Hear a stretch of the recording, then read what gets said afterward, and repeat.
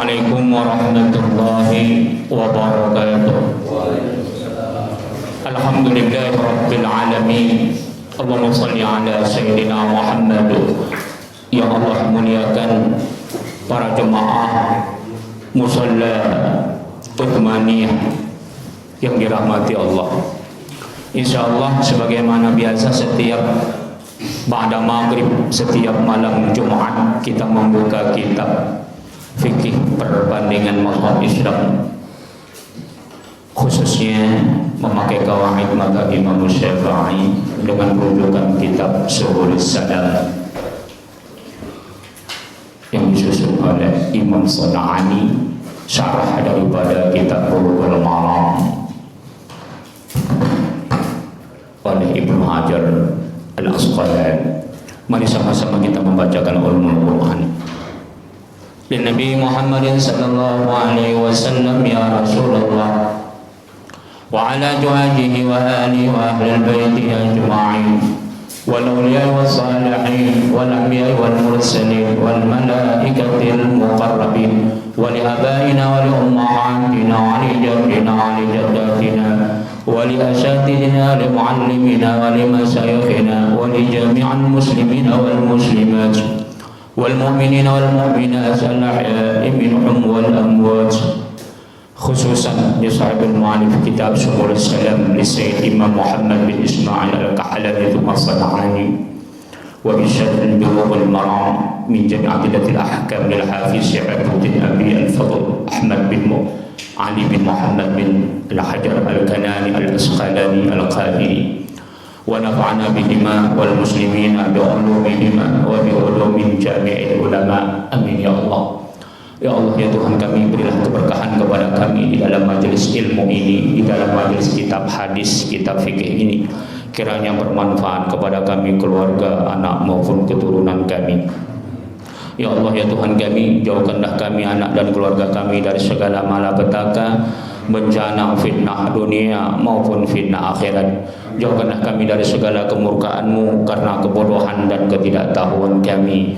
Jauhkanlah kami dari segala cobaan yang tidak sanggup kami memikulnya. Jauhkan kami, anak dan keluarga kami, dari segala gangguan, tipu daya muslihat, baik yang datangnya daripada golongan jin maupun manusia. Ya Allah, ya Tuhan kami, anugerahkan kami, anak dan keturunan kami menjadi imaman lil muttaqin, menjadi pemimpin bagi orang-orang yang bertakwa.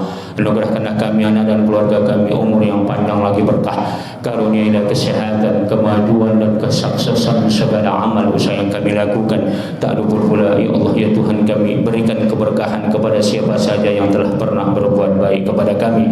Khususnya ya Allah, tinggikan derajat mereka, orang-orang yang telah membantu perjalanan dakwah kami ini ya Allah.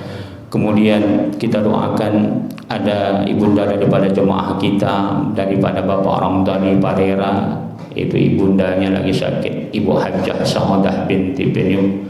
Mudah-mudahan Allah berikan kesembuhan, Allah anugerahkan kesabaran, Rabbuna yasfiha, Allah murahkan rezeki mereka. Bibarakati Al-Fatihah. A'udzubillahi minasyaitonir rajim. Bismillahirrahmanirrahim. Alhamdulillahi rabbil alamin, arrahmanir rahim, maliki yaumiddin, iyyaka na'budu wa iyyaka nasta'in, ihdinas siratal mustaqim, siratal ladzina an'amta 'alaihim ghairil maghdubi 'alaihim waladdallin. Amin. Alhamdulillah. Kita mengupas juz yang kedua daripada kitab Subulus Salam, khusus untuk Jumat yang kedua setiap bulan. Kita teruskan tentang masalah babun salatut tatawwu', bab tentang solat sunnah. Yang lalu telah kita banyak jabarkan bagaimana fadilah solat sunnah itu ya. Ada solat sunnah fajar, ada solat sunnah tahajud, rawatib, solat witir dan sebagainya. Jadi Rasulullah sallallahu alaihi wasallam sangat menganjurkan kita untuk memperbanyak solat sunnah. Jadi yang lalu wadalalatu ala anna salat afdalul a'mal fi haqqi man kana mithluhu. Jadi bahwasanya hadis-hadis yang pernah kita bacakan sebelumnya, kata Ibnu Hajar di dalam keterangannya dan disyarahkan oleh Imam San'ani di dalam kitab Subul Salam ini, bahwasannya ternyata dari seluruh amal sunnah itu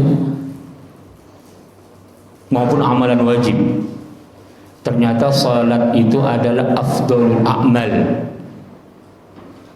sebaik-baik amal ibadah apapun dia di antara amal-amal yang lainnya. Walaupun nanti ada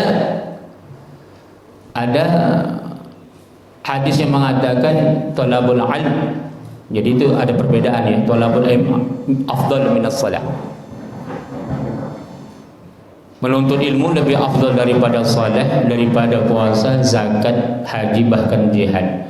Ini nggak bisa disamakan pengertian hadis ini dengan afdal amalan sunnah. Kenapa? Karena memang thalabul ilm, menuntut ilmu kita seperti ini adalah dasar dari segalanya amal ibadah kita. Bahkan dasar daripada ketauhidan kita. Bagaimana orang bisa mengerti tentang siapa Tuhannya, tauhidnya, bagaimana dia sempurna ibadahnya kalau dia tidak menuntut ilmu, itu ya. Jadi tidak ada yang kontradiksi di situ. Kita teruskan. Mana dia di antara salat sunnah itu? Wa Ibnu Umar radhiyallahu anhu qala, bersumber daripada Ibnu Umar radhiyallahu anhu qala, dia berkata, hafiztu minan nabi sallallahu alaihi wasallam 10 rakaat. Aku disuruh menjaga, kata Ibnu Umar, ada 10. Ini hadis sanadnya banyak ya. Kalau yang lain itu nanti ditemukan riwayat Imam Bukhari, Sayyidatu Hafsah, istri Rasulullah yang disuruh menjaga ini. Jadi Rasulullah menganjurkan ini bukan hanya satu sahabat dari istrinya, bahkan sahabat yang lain. Kebetulan hadis yang kita baca ini sanadnya bersumber daripada Ibnu Umar. Apa itu yang 10 rakaat ini? Yang muakkad maksudnya ya, yang sangat dikuatkan, yaitu rakaatain qabla zuhur, yaitu 2 rakaat sebelum zuhur, wa rakaatain ba'daha, dan 2 rakaat setelahnya, wa rakaatain ba'dal maghrib fi baiti, dan 2 rakaat setelah maghrib di rumahnya, baru wa rakaatain ba'dal isya fi baiti, 2 rakaat setelah isya di rumahnya, wa rakaatain qabla subuh, dan 2 rakaat sebelum subuh. Nanti di dalam riwayat Imam Muslim teksnya ba'dal Jum'ah. Nah, nanti akan kita kupas. Ada orang banyak bertanya tentang apakah ada tidak sholat sunnah qabla Jum'ah. Itu dia. Tapi sepakat 4 mazhab Ahlussunnah wal Jamaah, sholat sunnah ba'dal Jum'ah itu ada, sebagaimana hadis yang diriwayatkan Imam Muslim ya, termasuk hadis yang lain. Banyak hadis-hadis yang lain lagi ya. Kita bacakan dulu, nanti kita kupas itu supaya jangan ada kerancuan. Ada nggak, sering nggak orang tidak mau mengamalkan qabla Jum'ah, katanya bid'ah ya kan? Kenapa? Inilah dia tidak mengupas tuntas daripada hadis-hadis sahih, tidak mengupas tuntas kitab-kitab turas, menjadi mendengar fatwa kelompok-kelompok tertentu, lantas memaksakan pendapatnya itu dia. Ya mungkin kalau dia nggak mau mengamalkannya nggak apa-apa, tapi jangan sampai dia mengatakan bid'ah. Itu sudah bermasalah jadinya. Mengada-ngada katanya. Bid'ah itu kan mengada-ngada yang tidak pernah diamalkan oleh Rasulullah. Betul nggak Rasulullah Sallallahu Alaihi Wasallam tidak mengamalkan qabla Jum'ah? Nanti akan kita buka. Ya. Jadi ini penting dijaga. Lam yuqayyidhuma ma'anahu kana yusalli hima sallallahu alaihi wasallam fi baiti. Jadi memang Rasulullah sallallahu alaihi wasallam suka kali sholat sunnah di rumah, karena gempet rumahnya dengan masjid. Kalau kita kan rumahnya jauh-jauh kan. Nah, Jadi sebagaimana dalam hadis sahih yang lain disebutkan, kalau Rasulullah SAW, afdalus salatil sebaik-baik salat seseorang itu fi baiti, di rumahnya, ilal maktubah, kecuali salat wajib. Itu rawahu Muslim. Kemudian wa fi riwayatin lahumma raka'atain ba'dal jum'ah, kita temukan di sini. Di dalam riwayat lain, hadisnya hadis sahih juga, wa raka'atain ba'dal jum'ah fi baiti, 2 rakaat setelah Jumat di rumahnya. Sementara dalam hadis sahih ini tidak disebut qabla Jumat. Fa yakunu qawlu 10 rakaat. Jadi semuanya ada 10 yang sunnah muakkad. Cuma nanti dibedakan dia. Sebenarnya kalau dihitung dari segi namanya lebih dari 10, seperti ba'da Jum'ah dengan qabla subuh, ya. Tapi itu disamakan dia, ba'da Jum'ah dengan zuhur itu disamakan. Rasulullah menyamakannya. Makanya semua para mayoritas sahabat dan mayoritas ulama para mujtahid itu kedudukan daripada salat Jumat sama dengan kedudukan salat zuhur, ya. Itu dia. Fa yakunu qawlu asrakat nazaran ila at-tikrar kulli yawm. Nah, jadi itu berulang-ulang terus dilakukan dalam setiap hari. Ini riwayat Bukhari Muslim, ya. Riwayat Imam Muslim itu ba'dal Jum'ah.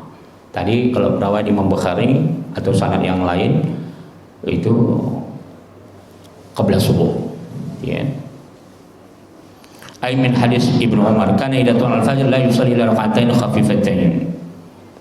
Ada hadis lain, diantaranya sholat sunnah yang bagus, yang sangat itu apa dianjurkan adalah 2 sholat sunnah fajar. Rasulullah tidak melakukan sholat sunnah itu kecuali 2 rakaat yang sangat ringan. Jadi sholat sunnah fajar itu dia jangan baca panjang-panjang ayatnya, singkat-singkat saja. Huma al-ma'dudatani fil 'ashr.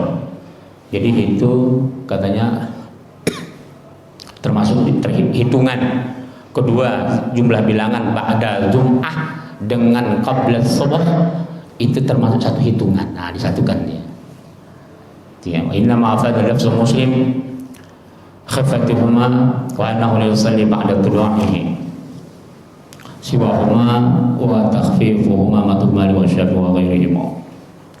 Wa qad jaa fi hadis Aisyah hatta aqul iqra' bi ummil kitab yati qariban bil hadis dalil ala anna hadhihi nawafil salat.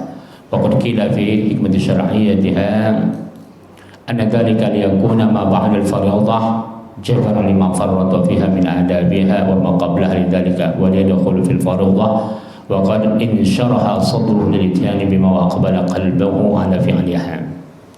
Jadi ini semua adalah salat-salat sunat, ya. Salat-salat sunat yang dianjurkan oleh Rasulullah sallallahu alaihi wasallam. Termasuk juga sholat yang dianjurkan adalah sholat sunat fajar dan sholat qabla subuh. Kemudian banyak hikmah-hikmah yang bisa diambil daripada disyariatkannya sholat-sholat sunat ini. Itu, ya. Jadi kita ulang sedikit tentang masalah qabla Jum'ah, ba'da Jum'ah, ya. Ini banyak nanti di dalam kitab Imam Bukhari, termasuk kitab daripada Sahih At-Tirmidzi, Ibnu Hibban, dan banyak lagi tentang masalah qabla Jum'ah. Jadi kalau kita simpulkan dulu, menurut mazhab Imam Hanafi, mazhab Imam Syafi'i, qabla Jum'ah itu hukumnya sunnah, sama dengan ba'da Jum'ah, karena Rasulullah sebutkan itu karena biasa Rasulullah melakukannya di rumahnya. Udah, Imam Bukhari, fal Imamul Bukhari rahimahullah yara al-jum'ah ka-zuhur. Imam Bukhari ini martabatnya adalah nomor 1 kumpulan daripada hadis-hadis sahih. Setelah Al-Quran yaitu Sahih Imam Bukhari. Jadi Imam Bukhari ini dia hafal kitab-kitab hadis yang sahih dan yang dhaif. Bahkan dia tahu hadis-hadis yang maudhu, yang palsu. Itu ya. Jadi Imam Bukhari menyimpulkan dari seluruh hadis-hadis. Imam Bukhari menyimpulkan bagaimana? Fal Imamul Bukhari rahimahullah yara. Imam Bukhari memandang al-jum'ah kaz-zuhr. Salat Jumat itu sama dengan zuhur. Ma'anna Ibnu Umar radhiyallahu anhu dzakara rak'atain ba'dal jum'ah. Sebagaimana Ibnu Umar riwayatnya yang meriwayatkan tentang setelah Jumat ada salat sunnah. Ini sepakat. Kalau ba'dal jum'ah sepakat. Walam yadhkur syai'an qablaha. Udah. Fara'al Imamul Bukhari. Imam Bukhari berpandangan anna ma qabla al-jum'ah huwa ma dzakara Ibnu Umar qabla az-zuhur. Ternyata Ibnu Umar mengamalkannya dan ini tauqif. Dia meniru sebagaimana apa yang dilakukan oleh Rasulullah sallallahu alaihi wasallam, melakukan 2 rakaat qabla Jumat. Dalam sebuah riwayat 4 rakaat qabla Jumat dan 4 rakaat ba'da Jumat. Ini Imam Bukhari. Makanya dia dalam kitabnya disebutnya faqala Imam Bukhari as-salatu ba'dal Jum'ah wa qablaha. Terang-terang ditulisnya langsung di situ. Coba.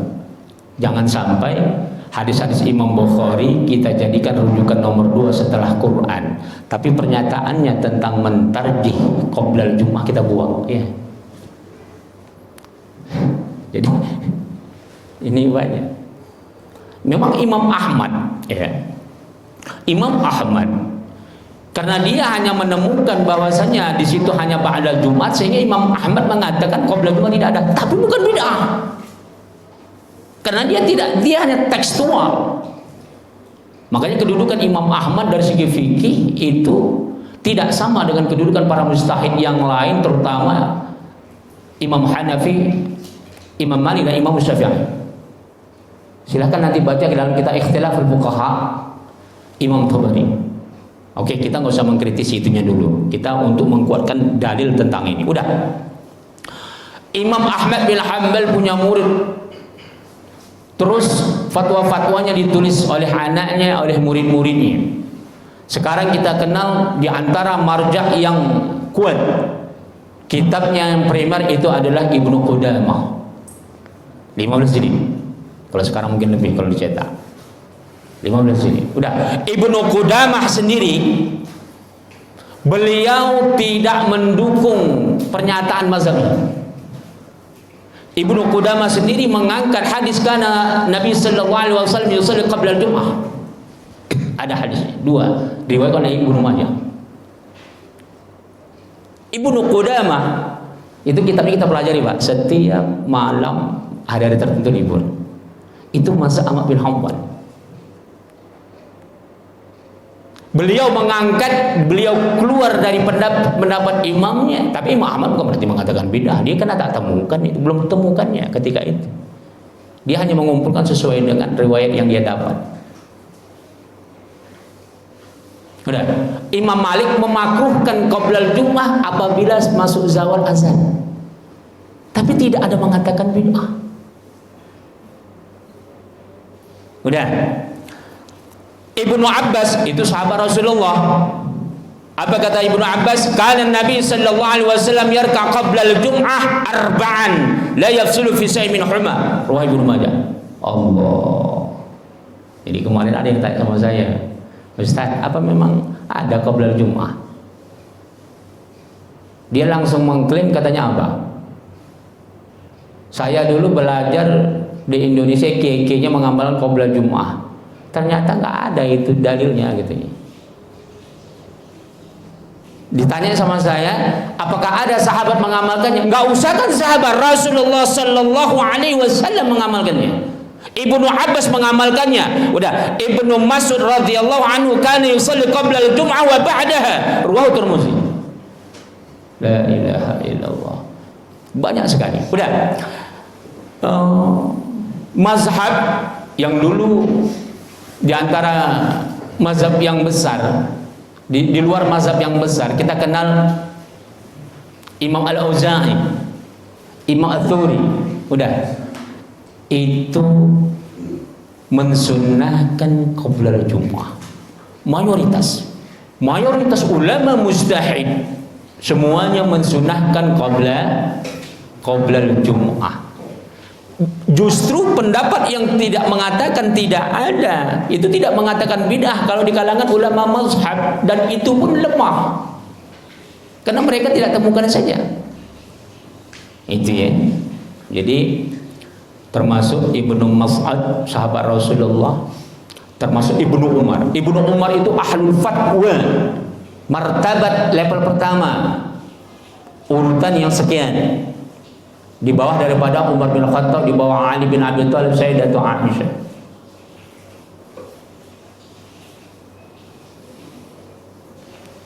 Itu ahlul fatwa daripada sahabat. Beliau mengatakan Rasulullah sallallahu alaihi wasallam salat qabla Jum'ah. Dalam sebuah riwayat disebut 4 rakaat qabla Jum'ah, dalam sebuah riwayat 4 rakaat. Ada yang 2, tapi kebanyakan adalah yang kuat 2 rakaat. Sama kayak zuhur ya. Zuhur itu boleh 4, qabla zuhur boleh 4. Jadi salat zuhur itu rawatib zuhur, sebelum zuhur dan sesudahnya itu kuat, sangat kuat. Maka jangan sampai ditinggalkan. Itu kata Rasulullah, terbuka langit, malaikat itu melihat orang yang salat zuhur berjamaah. Jadi Pak, salat yang pertama kali diwajibkan dalam Islam itu salat zuhur. Jadi kedudukan salat zuhur itu sangat mulia. Bukan berarti sholat yang lain enggak, artinya ada kelebihan. Kenapa zuhur duluan? Itu dia. Udah, sepakat. Semua orang yang mampu melaksanakan sholat Jumat, sepakat ulama mazhab, Jumat itu adalah pengganti zuhur. Berbedanya, kenapa berbeda ketika memaknai tentang rawatib qabla Jum'ah? Itu saja ya. Jadi kalau Imam Malik, dia itu makruhnya kalau sudah azan. Kalau sudah imam naik dari ke mimbar. Jadi kesimpulannya qabla Jum'ah, sebagaimana Imam Bukhari, termasuk Ibnu Abbas, termasuk juga Ibnu Mas'ud, termasuk juga Imam Ats-Tsauri wal Auza'i, dan banyak pak ulama-ulama ahli fikih, mayoritas. Udah, oke. Ini mungkin Bapak menganggap kesimpulan saya, ya. Bapak tahu Darul Ifta, lembaga fatwa Mesir. Itu satu-satunya lembaga terkuat, terbesar, yang mu'tamad diakui seluruh dunia. Itu menyimpulkan salat sunnah qabla Jum'ah mustahabbah sunnah. Sebagaimana dalil-dalil di antaranya yang saya angkat tadi. Sebenarnya banyak lagi. Jadi Ibnu Majah, Imam At-Tirmidzi mengangkat itu. Itu dia ya. Oke, silakan ada pertanyaan, kalau enggak kita teruskan. Mana tahu ada pertanyaan, karena takut saya nanti banyak yang kepingin bertanya nggak sempat, maka saya buka pertanyaan. Silakan. Oke, saya jawab pertanyaan sebelum kita teruskan. Kemarin itu ada yang bertanya tentang masalah umroh duluan ya, uangnya belakangan, apa hukumnya? Nah, itu pakai syarat. Apa syaratnya? Pertama, tidak ada khidam, tipu menipu di situ. Mesti ada hitam di atas putih. Mesti ada surat pernyataan bahwasanya tidak ada tekanan unsur riba di sana. Dalam artian sesuai dengan kesepakatan. Tapi kesepakatan itu bukan berarti kesepakatan yang batil, kesepakatan riba. Contoh, kalau dia sudah umroh, dia harus bayar uangnya dalam jangka sebulan. Apabila sebulan tidak dilunasi, dia akan berbunga sekian. Itu nggak boleh. Ya, nggak boleh. Harus sesuai dengan ongkos yang sudah ditetapkan. Tidak boleh keluar dari itu, dan tidak ada tuntutan yang bersifat batil. Harus ada hitam di atas putih dan siap dituntut di depan hukum yang berlaku apabila dilanggar. Ya. Tapi kalau tidak ada perjanjian yang kuat, yang dia tidak melanggar perkara yang riba dan tidak ada khidam di sana, apabila tidak ada perjanjian itu tidak boleh. Meskipun kawan dekat sendiri. Jadi idza tadayantum bidainin ila ajalin musamma faktubuh, kata Allah. Hutang saja kamu harus catat. Jadi hutang piutang itu interpretasinya luas. semua birokrasi kita yang menyangkut tentang hak kita, hak orang lain, hak publik, hak masyarakat, hak pemerintah, hak negara, itu harus dicatat. Walaupun asalnya mencatat hutang dalam ayat yang kita baca tadi itu, sebagian ulama ahli usul mengatakan itu hanya lil ibahah, mubah saja. Ada mengatakan lil irsyad, hanya untuk pendidikan. Tapi kalau hutangnya sedikit, iya. Kalau hutangnya di atas jutaan, itu berbahaya kalau nggak dicatat. Kalau tidak ada perjanjian, bisa terjadi intimidasi, bisa terjadi fitnah. Sedangkan perkara yang sunnah saja nggak dicatat bisa fitnah. Apa itu? Sedekah, wakaf, infak. Itu kalau nggak dicatat saja terjadi fitnah. Perkara yang sunnah saja kalau tidak dicatat bisa menimbulkan fitnah. Apatah lagi menyangkut hak orang lain. Itu dia ya. Oke, silakan. Ada yang mau bertanya? Fadhil. Terkait dengan masalah zikir, Ustaz, iya. ada yang beranggapan bahwasanya kebiasaan zikir kita yang mungkin yang terlalu cepat itu dianggap kita tidak mempunyai akhlak terhadap Allah. Jadi yang dikatakan zikir yang baik adalah zikir yang pelan-pelan, misalkan subhanallah, subhanallah, subhanallah seperti itu. Sedangkan kalau kita zikir subhanallah, subhanallah itu dianggap kita tidak berakhlak. Bagaimana pandangannya terhadap hal itu, Ustaz? Alhamdulillahirabbil alamin. Jadi memang zikir itu doa dan zikir harus ada adab. Nggak boleh sembarangan. Berdoa pun begitu. Jangan sembarangan kita berdoa entah apa-apa yang kita sebutkan, tak tahu kita. Atau kita nggak tahu maknanya, tapi dengan syarat doa yang kita panjatkan adalah doa-doa yang ma'thur. Apa yang dikatakan doa ma'thur? Doa yang terdapat di dalam Al-Quran dan hadis. Atau mungkin ada doa-doa ulama-ulama yang saleh, kita tahu memang doanya bagus, tapi kita nggak tahu artinya karena kita orang Indonesia. Boleh, nggak apa-apa, tapi harus ada adab. Artinya apa adab doa itu? Kalau kita doa yang panjang berjemaah, pertama mengucap a'udzubillah, bismillah, tahmid, alhamdulillah. Kemudian selawat. Karena kata Rasulullah, doa apabila tidak ada selawat di sana, mauquf baina sama'i wal ardh. Terkatung-katung. Tapi nggak semua doa. Jangan pula nanti Bapak masuk WC, selawatnya banyak kali ya. Naik kendaraan juga baca selawat juga. Jadi ada doa-doa khusus masuk rumah dan sebagainya. Tidak mesti ada syarat-syarat sebagaimana yang saya sebutkan ini. Kemudian apa? Berdoa yang panjang itu jangan langsung minta isi. Kita minta ampun diri kita dulu, Allahumma firli. Dan jangan langsung juga minta yang lain, Allahumma firli wali daina kalau kita berjemaah, wali daina kalau kita sendiri. Jadi kita minta ampun diri kita dulu, setelah itu minta ampun kedua orang tua. Itu pun jangan langsung minta lagi, minta tujuan kita. Doakan dulu kaum muslimin, orang-orang saleh, ya, kaum muslimin. Nah, baru kita minta sih. Udah. Sedangkan khutbah Jumat, bayangkan Pak, khutbah Jumat, doa lil muslimin itu rukun. Ya. Jadi martabat kita mendoakan orang Islam itu tinggi martabatnya itu. Itu jadi rukun khutbah itu. Batal, tidak sah menurut mazhab Imam Syafi'i. Begitu juga mazhab Imam Ahmad bin Hanbal. Begitu juga. Nah, itu mazhab besar yang dua ini mengatakan rukun khutbah itu apabila tidak disebutkan batal khutbahnya. Iya. Kemudian setelah kita itu isi, silahkan kita minta apa saja. Baru diakhiri dengan tahmid, alhamdulillah dan selawat lagi. Itu dia. Jadi zikir itu jangan sembarangan. Allah. Entah apa artinya nggak tahu. Subhanallah, maha suci Allah. Jangan sampai makhrajul hurufnya salah. Allah, apa artinya Allah? Nggak usah kan Allah, kita pun tak paham ya kan. Subhanallah, maha suci Allah. Alhamdulillah, segala puji bagi Allah. Allahu akbar, Allah maha besar. La ilaha illallah, tidak ada Tuhan selain daripada Allah. La ilaha illallah, la ilaha illallah. Hanya la ilaha illallah. Jadi harus jelas dia makhrajul hurufnya. Jangan sembarangan. Bapak saja, maaf ya.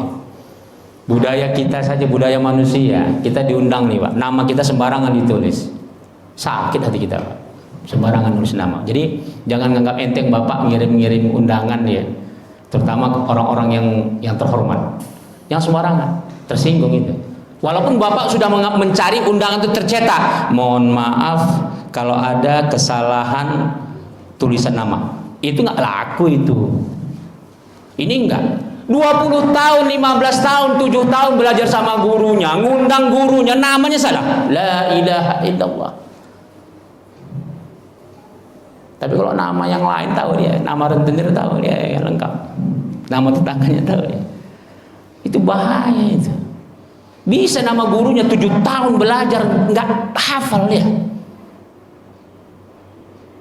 Jadi sesama manusia saja, kalau kita salah menulis tersinggung orang, apalagi Allah sembarang sebut dia. Kan? Jadi itu diantara adab-adab berzikir. Nah, nanti ada masanya adab berzikir itu menghadap kiblat, ada masanya tidak. Jadi nggak semua disunahkan menghadap kiblat. Contoh imam salat justru makruh kalau menghadap kiblat.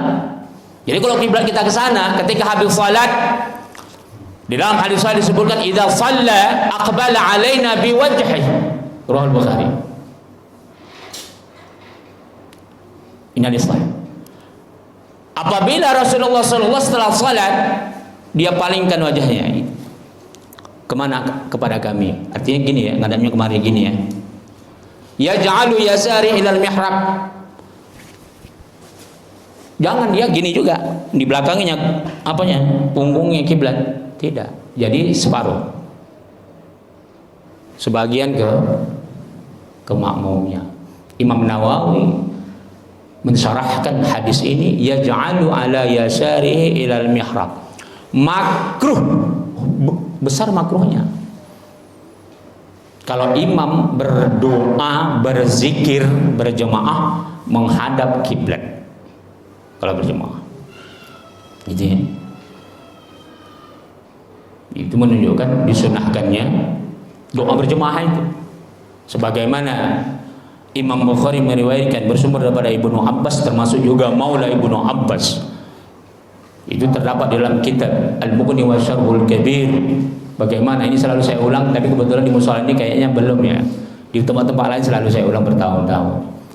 Bagaimana ahlu duthur yang dia bertanya kepada Rasulullah sallallahu alaihi wasallam, ya Rasulullah, kami cemburu melihat orang-orang kaya yang datang ke kampung kami ini. Mereka sudah kaya, rajin sholat, rajin sedekah, bisa umroh, bisa haji karena uangnya. Tapi kami miskin ya Rasulullah, kami nggak bisa sedekah, kami nggak bisa umroh, kami nggak bisa berjihad dengan uang. Maukah kamu kuajarkan sebuah amalan di mana amalan itu khairum min dhuhrunihim? Amalan itu lebih baik daripada kekayaan orang soleh, daripada kekayaan orang yang soleh. Kecuali kalau orang soleh itu mengamalkan itu juga. Apa itu? Jangan tinggalkan Tuhan. Tusabbihuna 33 qabla shalah fi kulli duburi shalah. Setiap habis salah kamu mengucapkan tuhammiduna 33. Alhamdulillah 33. Alhamdulillah. Jemaah, berjemaah sendiri pun boleh. Karena banyak hadis-hadis Rasulullah untuk jemaah juga untuk sendiri. Imam Bukhari meriwayatkan ini, Ibnu Abbas mengatakan bahkan Rasulullah mengamalkan. Ketika Rasulullah sallallahu alaihi wasallam berzikir habis salat berjemaah, tuhammiduna 33, tusabbihuna 33 wa tukabbiruna 33. 99 jadinya. Alhamdulillah 33, subhanallah 33, alhamdulillah 33, Allah Akbar 33 kali. Udah, itu dengan suara yang tinggi sampai kedengaran keluar masjid. Pada masa Rasulullah itu sudah ada sejak fi ahdi Rasulullah sallallahu alaihi wasallam. Silahkan Bapak lihat nanti hadis ini diterangkan panjang lebar di kitab Al-Mughni wa Syarhul Kabir. Ini kitab marja'nya Ahmad bin Hanbal. Ya, 15 CD. Dan banyak kitab-kitab lain. Kenapa saya sebut kitab Ahmad bin Hanbal? Karena sekarang ini yang menentang zikir berjemaah dengan suara kuat itu yang ngakunya fikihnya Ahmad bin Hanbal. Teman-teman kita salafi itu dia. Sebagaimana qoblal Jumat tadi, sholat qoblal Jumat itu yang paling banyak menantang itu adalah teman-teman kita ini yang marja fikihnya amat beda. Padahal Ibnu Qudamah jelas-jelas dia mengatakan sunnah, sebagaimana Rasulullah juga mengamalkannya. Bahkan Imam Ahmad bin Hanbal meskipun mengatakan dia tidak ada, tapi dia tidak mengatakan bid'ah. Nah, itu dia ya. Jadi makruh imam menghadap kiblat. Itu diantara adab-adabnya ya. Ada itu apa namanya? Diantara adab doa. Masih banyak lagi ya. Kalau nanti kita mau berzikir berdoa, sunnah juga berwudu. Tapi nggak semua doa berwudu, nggak semua kita berzikir itu harus berwudu juga, tidak. Karena ada ibu-ibu nelfon dari Sumatera, Assalamualaikum Ustaz, salam. Gimana? Boleh nggak kami ini ibu-ibu kan sering haid, boleh nggak berzikir? Gitu. Padahal sebenarnya ustazah. Saya pun heran juga kenapa ustazah nanya gini. Setahu saya kan ustazah pasti tahu lah ya. Jadi kalau berzikir nggak apa-apa. Yang nggak boleh itu membaca Al-Quran. Sifatnya niatnya ibadah. Membaca Al-Quran untuk litahkib, untuk memutuskan hukum, ditarbiyah, untuk mengajarkan, atau mungkin dia ingin menunjukkan sebuah dalil, boleh. Yang nggak boleh adalah kalau dia membaca Al-Quran dalam kondisi berhadas besar seperti haid dan nifas, itu hanya untuk ibadah. Mengajarkan anaknya Al-Quran boleh, anaknya tiap hari belajar Al-Quran diajarkan boleh, ya zikir boleh. Yang nggak boleh untuk niatnya ibadah. Oke, ada yang lain silakan. Terkait wanita yang haid atau nifas, itu tidak boleh dalam arti kata untuk awam aja memegang gitu. Iya. Seperti itu kah atau memegangnya tidak boleh, menyentuhnya tidak boleh, membacanya pun tidak boleh. Niatnya ibadah. Tapi kalau dia terbiasa setiap hari tasnya ada Al-Quran, kemana-mana dia bawa. Apabila dia berhadas besar, niatkan yang dibawa tasnya, bukan Al-Qurannya. Boleh. Atau sebab daruri anaknya menjatuhkan Al-Quran, boleh diangkat, boleh dia pegang. Tapi kalau niatnya untuk ibadah tanpa sebab daruri, tidak boleh. Oke, silakan. Masalah Jumat, kadang-kadang kita lihat ada yang azan 2 kali. Itu hukumnya apa? Termasuk kebahagiaan 2 kali. Itu. Ya. Alhamdulillah Rabbil Alamin. Sholat Jumat azannya ada yang 2 kali. Jadi ini sudah ada sejak zaman Khulafa Utsman bin Affan. Sunnah. Itu sudah menjadi ijma' sahabat. Jadi sahabat dulu tidak ada yang menentang. Tujuannya apa? Supaya orang bisa bersiap-siap, tidak terlambat sholat Jumatnya. Itu dia ya. Cuma tidak wajib. Boleh. Artinya ini sepakat ijma' sahabat ketika itu. Tidak menunjukkan wajib mesti 2 azan. 1 juga boleh. Mungkin cepat di perkantoran-perkantoran dan sebagainya. Boleh. Tapi mayoritas ulama sangat mensunahkan azan itu 2 kali. Bahkan pada masa Utsman bin Affan azan itu hanya 1 orang, 2 sampai 3 orang. Yang mungkin dulu mic nggak ada ya. Jadi setiap sudut muazzin supaya suara kuat. Jadi banyak hikmah yang mau diambil dari azan 2 kali. Pertama, supaya masyarakat yang berbisnis di pinggir jalan di mana-mana itu ketika azan pertama dia bisa segera meninggalkannya. Karena begini Pak, orang yang sudah azan kedua atau azan pertama tapi dia memang nggak mengamalkan azan kedua, apabila dia masih berbisnis haram hukumnya. Haram hukumnya. Meskipun dia berdagang yang halal, haram hukumnya, jatuh haram. Nah, jadi itu hikmahnya azan pertama, memperingatkan supaya dia tutup bisnisnya.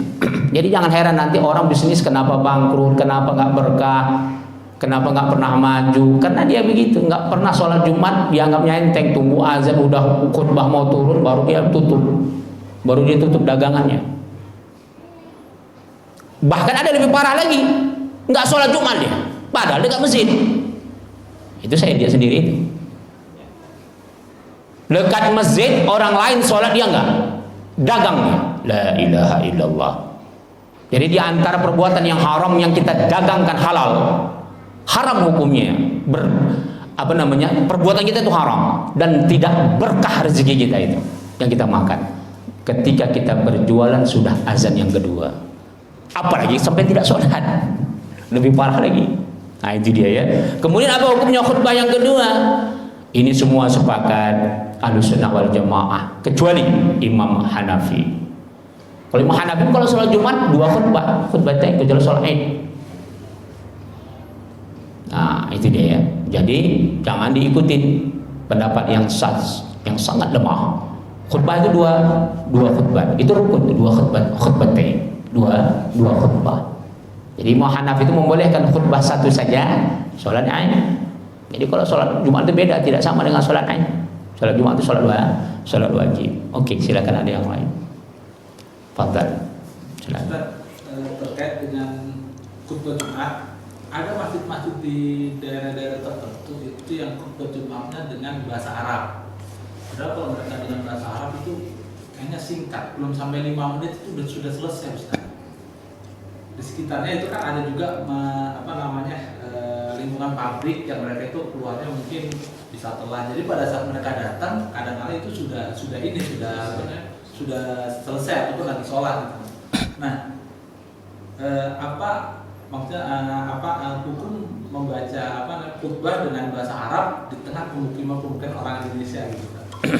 Itu ya, alhamdulillah rabbil alamin. Apa hukumnya membaca khutbah pakai bahasa Arab? Jadi para rasul itu diutus adalah bilisan qaumih. Para rasul itu menyampaikan risalah Allah itu sesuai dengan bahasa lisannya. Jadi khutbah Jumat ini itu kan rukun, yang wajib itu jangan meninggalkan rukun. Enggak pun ada isi enggak apa-apa. Dia berdiri baca aja rukunnya alhamdulillah rabbil alamin ibadallah ittaqullah shalawat Allahumma shalli ala sayyidina Muhammad. Udah baca ayat 1 ayat bismillahirrahmanirrahim, baca aja qul huwallahu ahad Allahu samad lam yalid wa lam yulad wa lam yakul lahu kufuwan ahad. Udah duduk, berdiri lagi alhamdulillah, baca tahmid selawat, baca lagi ayat doa kepada kaum muslimin ibadallah. Udah doa sama-sama, udah turun boleh.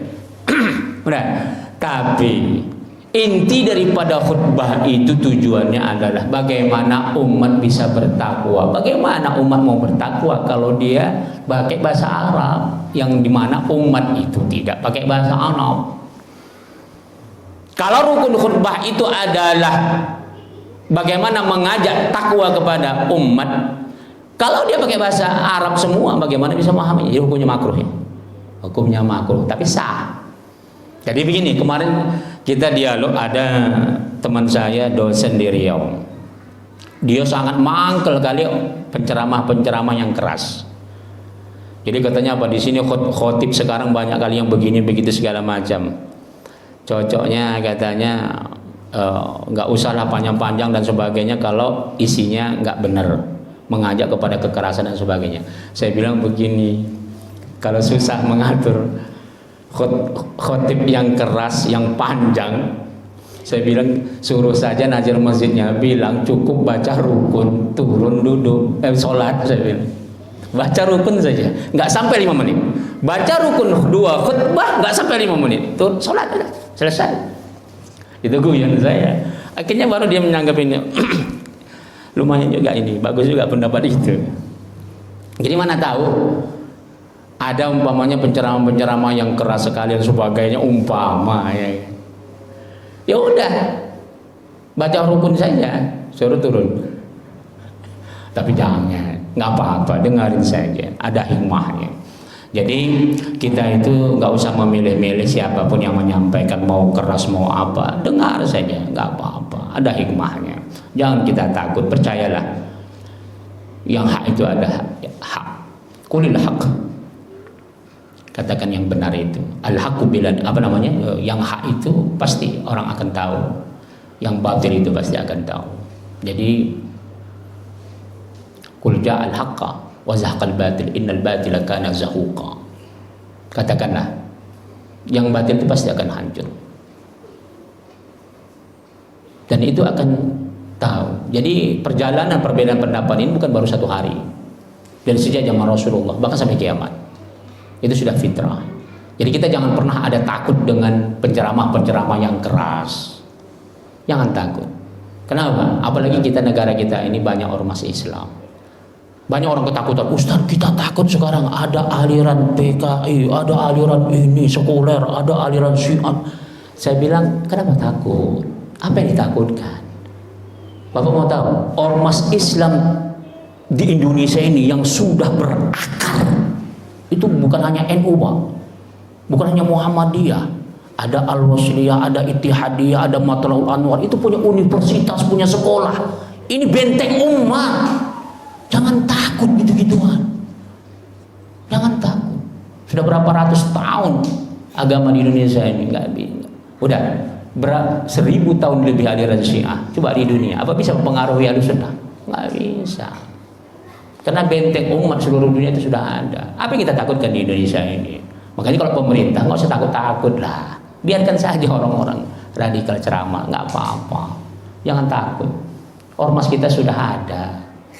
MUI itu adalah kumpulan daripada ormas. Walaupun sekarang ini kita memang lagi pahit-pahitnya. Kita sekarang ini lagi pecah, saling fitnah. Memang dalam dekade setahun 2 tahun ini kita terus berantem gara-gara masalah politik. Jadi itulah yang kita sedihkan.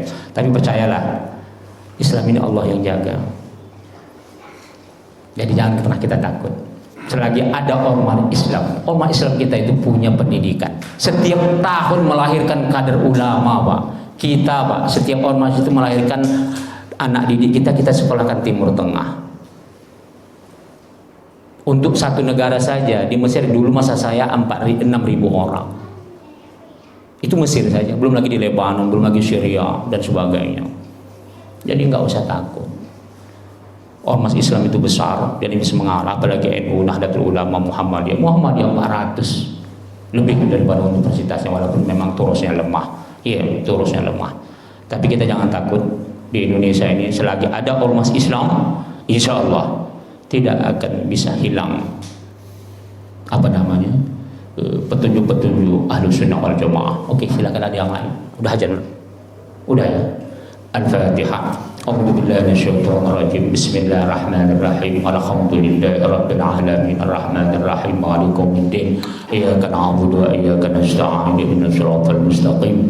Shiratal ladzina an'amta 'alaihim ghairil maghdubi 'alaihim waladdallin. Amin. A'udzu minasyaitonir rajim. Bismillahirrahmanirrahim. Allahumma ij'al hadzal majlis barakatan wa mubarakah wa ta'in 'alaina fitnatan minad dunya wal akhirah. Walhamdulillahi rabbil alamin. Assalamualaikum warahmatullahi wabarakatuh.